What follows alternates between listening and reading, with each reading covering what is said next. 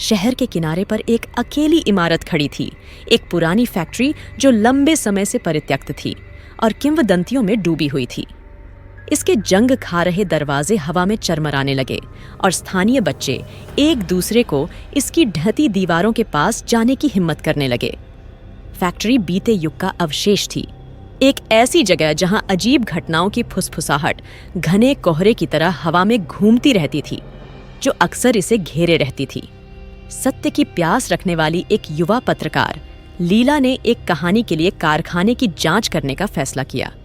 उसने कहानियां सुनी थीं, श्रमिकों का बिना किसी निशान के गायब हो जाना, रात में भीतर से गूंजती अजीब आवाजें और कभी-कभी टूटी खिड़कियों से निकलने वाली अजीब चमक। फैक्ट्री के रहस्यों को उजागर करने का दृढ़ संकल्प करते हुए उसने खुद को एक टॉर्च और एक नोटबुक से लैस किया और एक नीरस शाम की शुरुआत की। जैसे जैसे वह कारखाने के पास पहुंची, हवा ठंडी होती गई।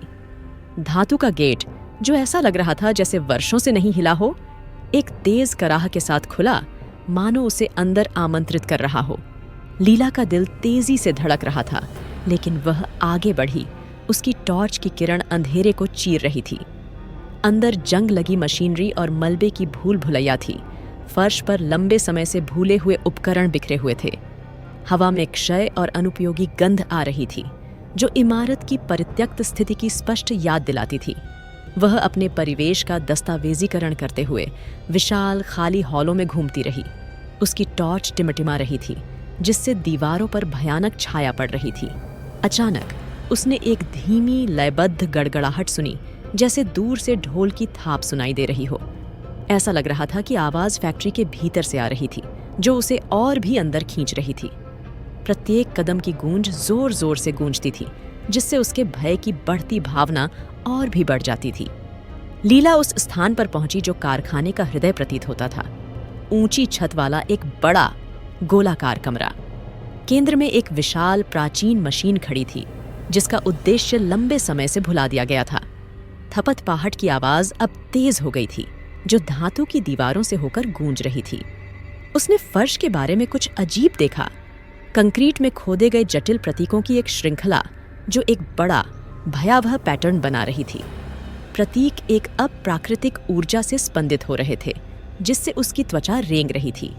जैसे ही उसने प्रतीकों की जांच की, लीला को अपनी गर्दन पर ठंडी हवा का झोंका महसूस हुआ। वह तेजी से मुड़ी, लेकिन वहां कोई नहीं था। टॉर्च फिर से टिमटिमा उठी, जिससे उसकी दृष्टि के कोनों में हलचल की संक्षिप्त झलकियां दिखाई देने लगीं। घबराहट होने लगी, लेकिन उसने खुद को शांत रहने के लिए मजबूर किया। उसे उत्तर चाहिए थे, और वह तब तक नहीं जा रही थी जब तक कि उसे उत्तर नहीं मिल जाते। उसने एक धीमी गुनगुनाहट सुनी, एक धुन जो हर जगह से और कहीं से भी एक साथ आती हुई प्रतीत होती थी। थपथपाहट तेज हो गई और अधिक जोरदार, मानो गाने का जवाब दे रही हो। लीला ने आवाज का अनुसरण करते हुए एक संकरी सीढ़ी से नीचे उतर गई, जो फैक्ट्री के निचले स्तर तक जाती थी। हर कदम के साथ हवा ठंडी होती गई और वह मंद रोशनी में अपनी सांसों को धुंधली होती हुई देख सकती थी। सीढ़ियों के नीचे उसने खुद को दरवाजों से घिरे एक लंबे गलियारे में पाया। यहाँ गुनगुनाहट तेज थी, लगभग बहरा कर देने वाली। उसने एक दरवाजा आजमाया और वह चरमराहट के साथ खुल गया। अंदर उसे पुरानी तस्वीरों और दस्तावेजों से भरा एक छोटा कमरा मिला। छवियों में कारखाने को उसके सुनहरे दिनों में दर्शाया गया है, जिसमें श्रमिक मुस्कुरा रहे हैं और मशीनें गुनगुना रही हैं। लेकिन जैसे जैसे उसने तस्वीरें पलटीं, वे और गहरी हो गईं। पीढ़ा में मुड़े हुए चेहरे, पृष्ठभूमि में छिपी अजीब आकृतियां और अंततः अंधेरे के अलावा कुछ भी नहीं। कारखाने के काले रहस्य का एहसास होते ही लीला के हाथ कांप गए। मजदूर यूं ही गायब नहीं हुए थे।